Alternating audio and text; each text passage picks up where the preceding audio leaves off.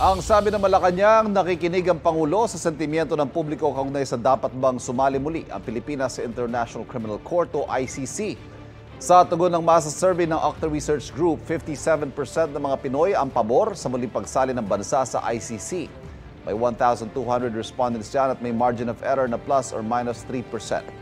Ginawang non-commissioned survey noong April 20 hanggang 24, mahigit isang buwan matapos maaresto at ikulong si dating Pangulong Rodrigo Duterte sa ICC sa The Hague, Netherlands para sa kasong Crimes Against Humanity. March 2019 ang kumalas ang Pilipinas sa Rome Statute na nagtatag sa ICC. Sa ngayon po ay hindi pa po natin napag-uusapan yan, hindi pa po nababanggit ng Pangulo. Pero yung ganito mga sentimiento po ng ating mga kababayan ay dinidinig naman po ng ating Pangulo. So tignan na lang po natin sa mga susunod na araw kung ano po ang magiging saloobin ng Pangulo sa pag-rejoin sa ICC. Igan, mauna ka sa mga balita, mag-subscribe na sa GMA Integrated News sa YouTube para sa iba't ibang ulat sa ating bansa.